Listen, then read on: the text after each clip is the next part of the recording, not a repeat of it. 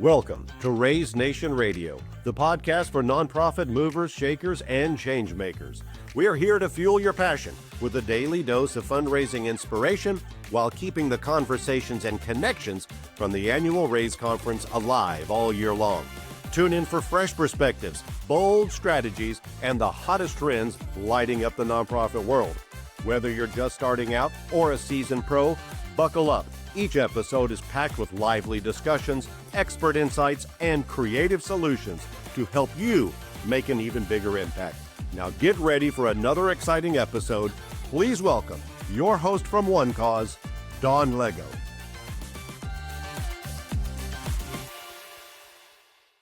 Hey Raise Nation, welcome back. We love joining with you on our podcast channel, and thank you for making the show so your fan favorite, right? We are just so excited to see all the plays every week and the interaction, and thank you for reaching out to us and telling us how much you're enjoying all the conversations like we're going to have this one. And if you'd like to join us on the show, please reach out to me. We'd love to have you as a guest, whether you're a thought leader or a nonprofit or anything in fundraising. We talk all things fundraising here on Raise Nation Radio.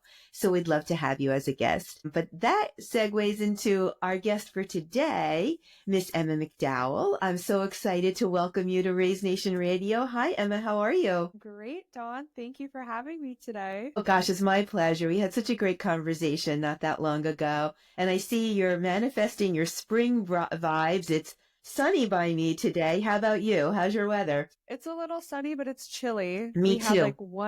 We had a 70-degree day like 2 Right? weeks ago, and I've kind of held on to that, even though it's been like Me too. 30s, 40s. I know it's hoodie weather though. It's good hoodie weather. My husband always makes fun of me because whenever we go any place like a restaurant or the boardwalk, I live near the Jersey Shore, or I'm always like, oh, I got to get hoodies. He's like, you say that everywhere we go. We have a collection of hoodies here, but I like hoodie weather. So I know you really well at this point, but I want our audience to know you just as good as I know you. So would you mind just introducing yourself and whatever you want to share personally or whatever you feel comfortable sharing? I just hit the mic. I'm so sorry for that, whatever noise that just made, but we'd love to know what you do, the mission that you're representing, and all that good stuff. Give us the tea. Yeah, so I'm Emma. I'm a Philanthropy and Engagement Coordinator at Concordia University, St. Paul. And my main mission in my position is kind of twofold.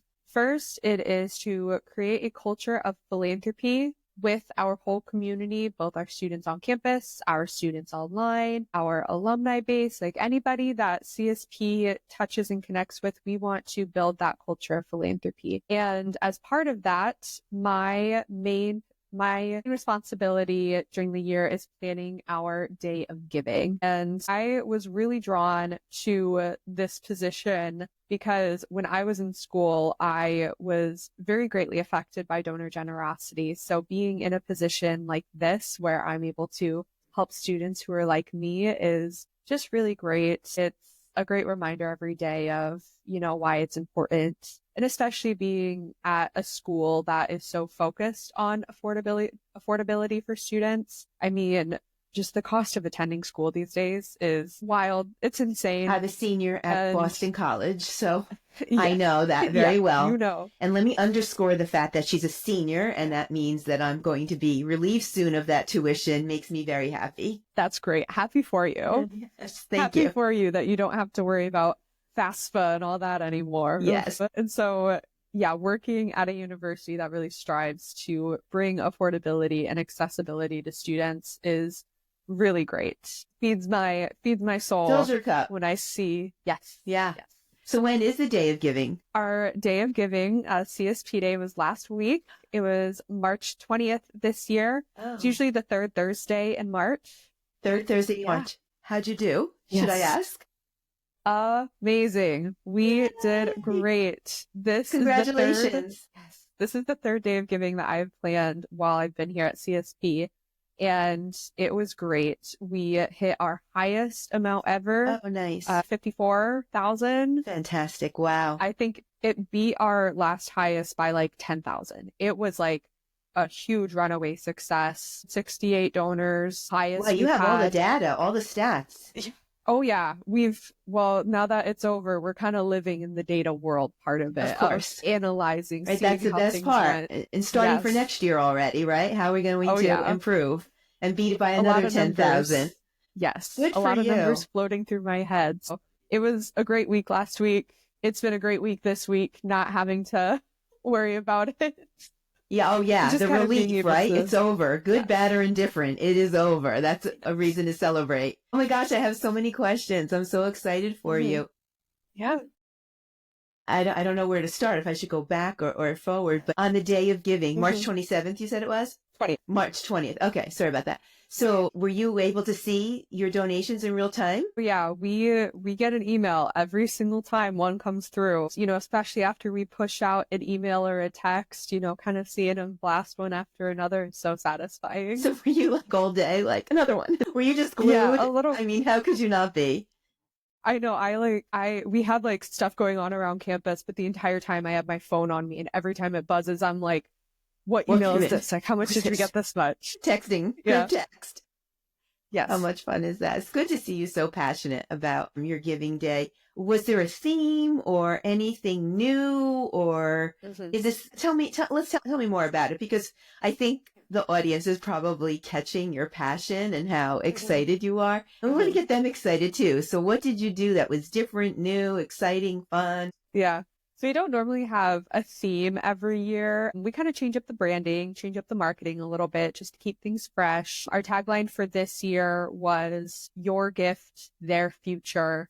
And so just a lot of focusing on how, at the end of the day, we're all here to help our students. We're all here to help them succeed. So always finding a way to really drive that home. And we added a lot of really exciting things this year. Oh, tell me. So one of the biggest things that we added this year, so we recently started a partnership with Feather, and so this was our I know first day Feather. of giving. Let's Yes. wait. Stop right there. Feather, if you're hearing this, you contributed to the best giving day Yes. to date. And Feather is a sponsor at our annual Raise Great. conference.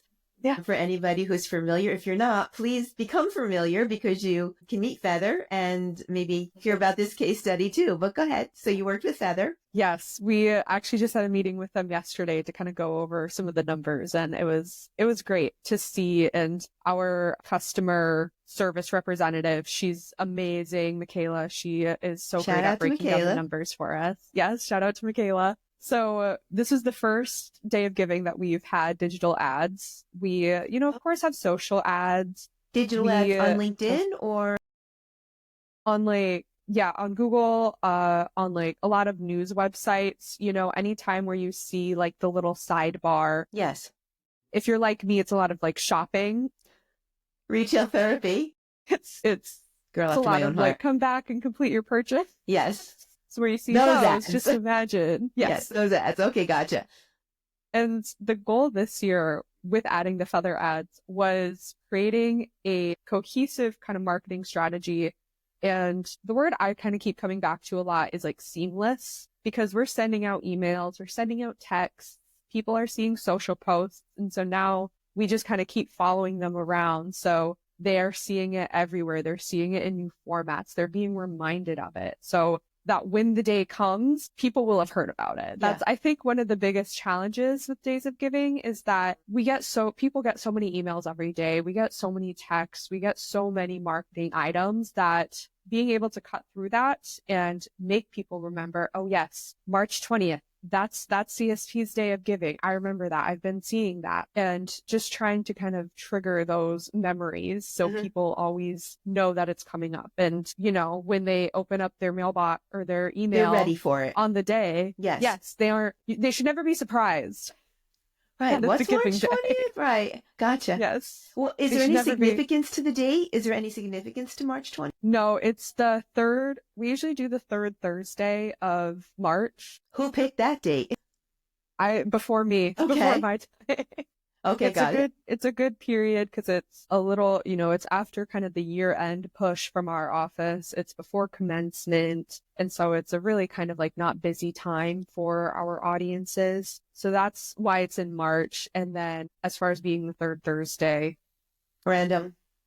Yeah, wish I knew, I guess, but Random it day. works out great. It worked out. Who Yeah. cares? It's a great day. It's a great day in your world. Yeah. So what did So it was. did you do anything for community celebration? I mean, as the day was, coming to the close of, the business day, how did you celebrate? Yeah. So I mean, I always talk about with giving days, it's about community. It's about coming together. I think I typed those words like a million times from like January to March as I'm planning. It's just like crazy. Like when I'm like deep in it, it's like community, coming together. Right. And, it's really important to show that community is so much more than just like making a gift for students. It's so much more than just making a donation. It's about connecting with each other. So this year we were able to add a happy hour at the end of the day. Fun. Yeah, so we were able to welcome alumni, donors, employees. We invited parents, like anybody in the area who would be interested in coming to campus. You were in the area and your schedule permitted. It was come on down and let's celebrate. Yes. Nice. And my team for CSP Day, we kind of haul up all of our computers and set up shop in like a big event room on campus. And we kind of have like a command central because otherwise like we're all like in real life, no phones. Yeah, exactly. Because otherwise we're all kind of like, it's kind of hard to do it at like your individual desks when we're just like calling over to each other all day. And so when we were planning the happy hour, and we were kind of figuring out like, where should we have this at? Like, well, what better place than Command Central? What better place than like showing people like where the action starts and how it happens? And so we added the happy hour. Such a great idea. Were people actually calling out, I just got 1,000 and, was it like that or? We had like a little TV that had like totals and there were a few people that they saw me like walking over smiling and they're like, oh, they must have just got a good one. Wow. Good. So people definitely caught on to the fun vibes. And that was also during the happy hour, we hit our goal. So did it go to midnight? Did it go to like 11:59 p.m.? Is that the day of giving is official? Yes. Okay. But the happy hour, what was the time of the happy hour? The happy hour was from 5 to 7. Got it. And so around your goal during, oh wow. So everything after that was. Yeah, just great. Yeah, just great. A good way to describe it. And so it was really fun. We had like such a wide range of like ages, people who are connected to the university in different ways. So there was so much community building going on that it was a really amazing addition to the day. So how did that generational giving and generational engagement is certainly top of mind for a lot of nonprofits. How did you accomplish that? Because I think you mentioned you had wide range of ages attending. Yeah, we are very lucky to have some really dedicated faculty who keep up amazing connections with our alumni. And so we always try and tap into them with these kind of events to invite their alumni base. And, I keep saying it all goes back to community, and that's how you get far. That's how you succeed, by building a community and sustaining it. But outside of that, as I mentioned, my focus in this role has really been about building a culture of philanthropy.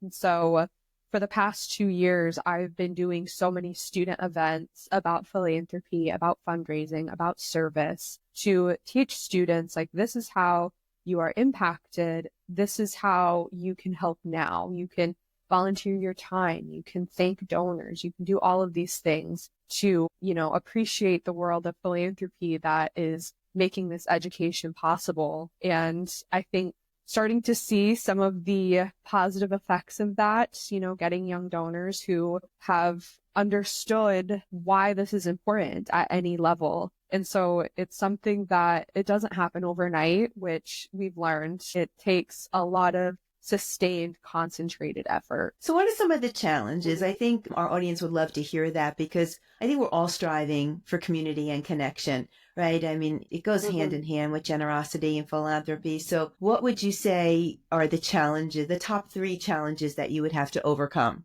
or that you have overcome, or that maybe you're still struggling with? Yeah, I think in terms of our students, well, of course, being a university, there are some students who they do have to pay a lot for tuition. We try our best to offer as many scholarships as possible, but there are just some students who do need to take out, loans and that kind of thing. And that can be kind of a barrier to make them interested in giving. When we send out texts, we usually get about 1 or 2 responses say, I already paid this much. Why do you need more? I respect, I get it. I understand if that's not Empathy something with that's your in the cards donors, for you. sure. But you can activate them other ways, correct? Which I think you're doing you can a great job volunteer, of. you can, get involved in other ways. So, being understanding that people just aren't always in the space for it, and being able to offer those kind of alternatives. Or this year, but you don't know where they'll be 5 years from now. Yeah. And I think like you said, responding to that with empathy, not immediately shutting out that connection of oh, well, they must not be interested in us at all. Guess we'll say goodbye to that. Mm-hmm. So always making sure that you are keeping a positive flow of information to them. And then I think with young donors as well, we hear it a lot from across the world of philanthropy, but just a large distrust in a lot of nonprofits. And let's talk about that. Yeah. Because, I know with especially Gen Z, as one myself, a lot of people my age prefer to kind of crowdfund instead of, making a gift to a large nonprofit. They would rather find a small local fundraiser for someone in their community and give that way than a larger established nonprofit that they may not trust to use their money wisely. Mm-hmm. Which, I think that there have probably been, there have been some reasons why people feel that way. There have been, places that misuse funds. There have been bad communications about how things are used. And for a lot of Gen Z, wanting to help their community, that's the direct way. Being able to crowdfund, sites like GoFundMe is such a direct way to help people that they can feel and see the impact of their gift right away, which can sometimes be a bit harder with larger nonprofits. Yeah. Do you talk about the impact? Where do the funds go from this specific fundraising campaign? Do you earmark them towards certain programming or advertise that in any way? Yeah. So we highlight kind of 7 designations or different areas of focus. 7. Wow. So we have our Opportunity Fund. That's our annual unrestricted fund. We fundraise for athletics on CSP Day for both our athletic experience fund as well as individual sports. So it's also a big day for coaches as well. We fundraise for student scholarships as well as church work specific scholarships. We are a Lutheran university and we have a really great church work scholarship program for our students who are interested in going into that area. And that is, fueled by donors. We have our Chapman Center, which is kind of our academic success center. We have our on-campus food shelf, which is not just open to students, it's open to the whole community. I think that tends to be the most popular. That pulls in with some. with our young alumni. Designate to one of the 7, or you're just advertising that this is the impact that the Day of Giving is driving?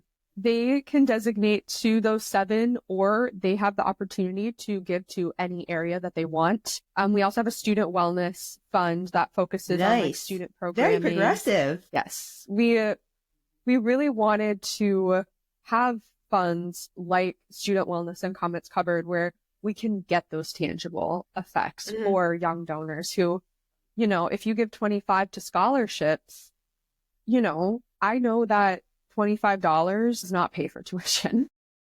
Yeah, I know that so too. Important. Not saying that that's not important because, right, of course not. If everybody had that mindset, then we wouldn't have anything. Sure. But if you are somebody who is focused on impact, then, giving $25 to a food shelf, that gets a week's worth of groceries. Yeah. And so for certain people. So it's a nice diversity of opportunity for your donor to really personalize where they can envision, I think, where their money was going, which is really nice. Yeah. So we have those areas, kind of different levels of tangibility, I think, for people to really find the area that means the most to them. And then, they can give to outside of those 7 that we advertise those, we share those, we post about those, but outside of that, they can give to wherever they want. They can give to student organizations that they were a part of. They can give to specific scholarship endowments, anything that interests them that might not be specifically uplifted. Because so did you learn anything based on where the donations went? You know, did you walk away with an aha moment like, our donors are really interested in this, and that was a surprise, like wellness, for an example. Were there any aha moments? They really showed out for our annual fund this year, which is awesome. We love to see it. Sure. But yeah, our student wellness and food shelf, they keep being very successful. A lot of employees are drawn to those as well. I would say most employees give to student wellness, our comments covered, our campus food shelf, or the opportunity fund. And I think that student wellness and the food shelf, you know, they know that students struggle with those things. They see that firsthand. And so being able to help with that is really important. Nice. Very nice. So what are you most proud of your 3rd annual Day of Giving? What are you most proud of? That is such a good question. I mean, there is just so much to be proud of for this year. I mean, of course, we have successful results in the numbers, but, you know, things like our happy hour and the on-campus activities we have for our students also were so well received this year. So it's hard to pick just one. Okay, 2. I would say the happy hour I am super proud of. That was so that's going into next year's program, right? Okay. Oh yes. That was something that I've kind of had the idea in the back of my mind for like the past year, and then we realized this year that it's something that we could make happen. Good for you. And it was just so great. It was, I can't stop saying about just like how great it was. It was so fun. It was such an amazing environment. You know, we were kind of worried being on campus that it would be like a little stuffy, you know, how some things can kind of get, but it was so relaxed. People were just like sitting and chatting. And well, at that point, you had to be confident. You did your homework. You did your prep work. You did plenty of Day of Giving marketing, right? And now you are approaching your goal, right? How could it not be serene? So it's like a celebration, true celebration at that point. Of course. Yeah. Any shout outs? Anybody? Any corporate sponsors or board members or alumni or any or team members or volunteers that come to mind that need a shout out? Yeah, I mean, my whole team, they're great. We are lucky to have a pretty large team of us. I think that there's maybe 13, 14 that are dedicated to fundraising, which is, I know, so lucky compared to some places that are maybe smaller shops. So my whole team did great. They are ready to go at any moment. I can say like, I need help with this. And they're like, I'm on it. I'm ready to go. And then our president, he is great. He has such amazing connections with our whole community. He is also just ready to go at a moment's notice. I ask him like, hey, can you do this? And he's like, aye, Captain, you're the boss on CSP Day. So he really empowers our whole team. I love that approach. Be successful. I love the fact that you were able to take that leadership role and no matter who in the community, whatever their title was, that day it goes out the door. We're all for one for all. And there I went again, hitting my microphone. I had to stop talking with my hands. But that you all just pulled together and rallied together and accomplished what you needed to accomplish. So shout out to your president. Yeah. And I would definitely shout out to our champions. They are kind of our Giving Day ambassadors. They help spread the word with their friends and family. And they also volunteer to help on campus. We have different You're just activating everybody. Oh, yeah. Okay. Oh, yeah, we do. We want everyone to feel like they're a real connected part of CSP Day. And so they help volunteer. They help kind of create those fun moments for students to feel connected and just really help the day run smoothly. They are so important. They showed up prepared, ready to go. We didn't even need machine over there. Yes, they were amazing this year. We loved them. They did such a great job. Okay, so it's just such a team effort. What are you hopeful for and looking forward to for next year? I mean, just beating what we got this year, I think. Happy hour's coming back. We know that. Another 10,000 on top of what you did this year. What else are you looking forward to? See how happy hour can grow. I think see more what we can do with digital ads. This year, we didn't get as good of a jump on planning as we probably could have. Again, it just comes from like being so new to this that we don't really know how much time we need to give ourselves. And so I think this year we can kind of keep that in mind more of like, what kind of ads can we do to really activate people? What kind of seeds can we plant ahead of time that maybe it's not necessarily a CSP Day ad, but it's kind of like getting people primed Warmed to up, see yeah. that. Priming them up. Now, will Feather help with that? Are they involved in that process? Yes, Michaela, again, she was so helpful with us strategizing and figuring out what kind of ads make sense for us. So I think that next year we'll definitely be able to do some really great things with that. All right. So I can go on and on. I'm so excited for you. I think we're going to have you come back next year and, give us an update to see if we,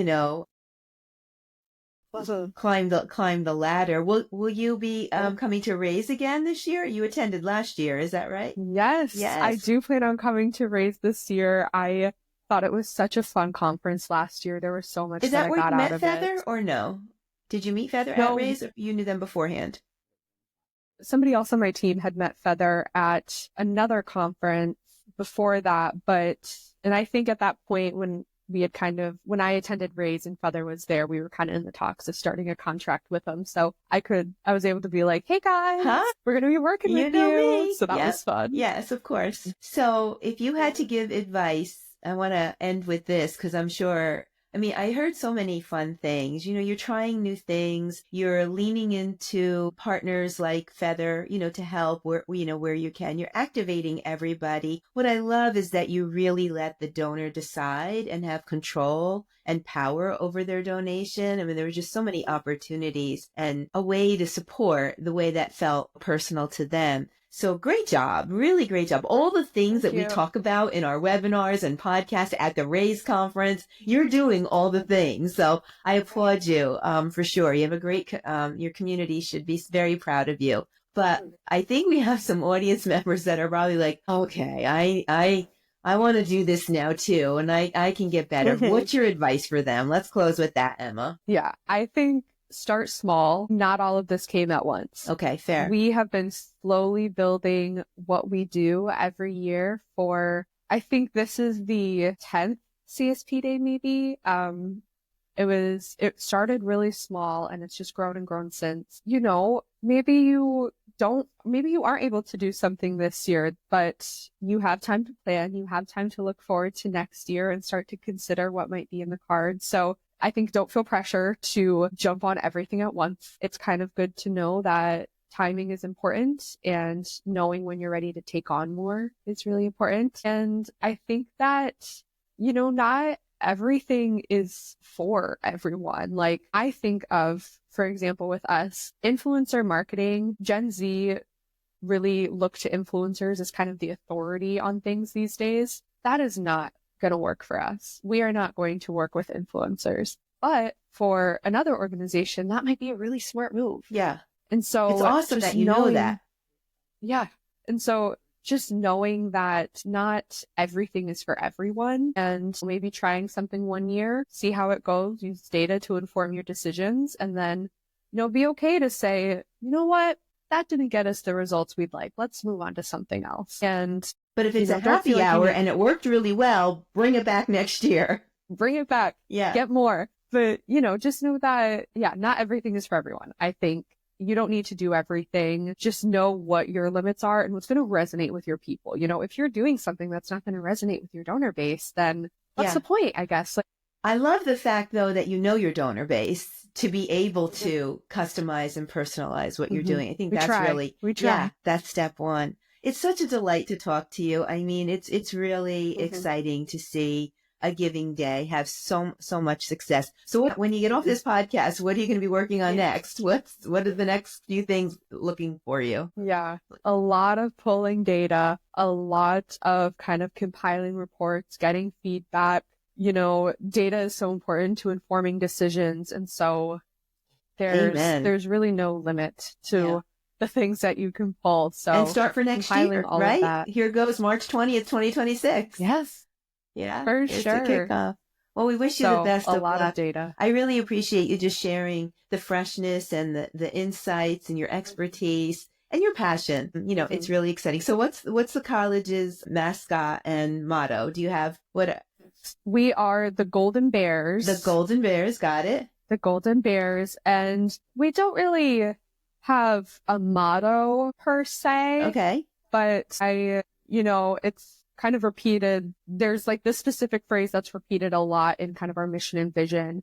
And that is all are welcome as we honor Christ, and really emphasizing the diversity of our community and know that we are all here under, our Lutheran Church to serve our community and know that we will be led to the right path. Yeah. Sounds like true servant leadership. So I applaud that. Well, go Emma, go Golden Bears. We're cheering you on. And I will be at Ray's in San Antonio, September 8th and 9th, at the Riverwalk. So, we need to grab coffee or breakfast or a croissant or whatever we have time for. I know it's a packed schedule there. So I'm sorry. Yeah. Oh, I've never been to San Antonio before, so I'll need some recommendations. So I was only there once, just for a site visit, a couple of months ago. It's beautiful. I could just walk the Riverwalk back and forth all day long. Of course, we won't have time for that because there'll be so many sessions, but I can't wait to see you there. Thank you for being a Raise alumni and for just sharing your insights today. It's fantastic. We're going to have to get you back on the show next year. I want to hear about the happy hour, the increased revenue, and what else you did new, because you're all about fresh, new, and fun. So that's really terrific. You have a great day. Congratulations to your team, and go Golden Bears. Thank you. We'll see you soon. Yeah. Fearless Fundraisers, that's a wrap for today. A heartfelt thank you to our guests for sharing their stories, insights, and expertise. And to you, our fantastic audience, for everything you do to build brighter tomorrows in our communities. We hope today's content inspires you to amplify your mission and grow your impact. Don't forget to join us for new episodes every Thursday, wherever you listen to your podcasts, or catch us on YouTube and on demand at onecause.com. And before we go, we'd love your help in growing this podcast. If you enjoyed today's episode, please like, follow, and subscribe to Raise Nation Radio. Share it with a friend, and please leave us a review so we can continue delivering content that inspires and empowers. Raise Nation Radio is produced in partnership with One Cause, your go-to for digital fundraising solutions that connect nonprofits with their donors and drive results. Visit onecause.com or scan the QR code to schedule a one-to-one with their fundraising experts and explore the latest tools and innovations to help you reach more and raise more. Plus, be sure to check out their extensive catalog of free resources to support your mission. All the links are in the show notes. Raise Nation Radio is inspired by the annual Raise Conference, presented by One Cause. We'd love to see you in person at the next Raise event in September. It's a 2-day experience featuring over 35 CFRE accredited sessions, dynamic speakers, and the latest innovations from our sponsor pavilion, and priceless networking opportunities. And while you're there, don't miss the Fearless Fundraiser Party. It's where memories are made and lifelong friendships are formed. Secure your spot today at onecause.com/raise. The link is also in the show notes. Until next time, thank you for tuning in, and as always, stay fearless.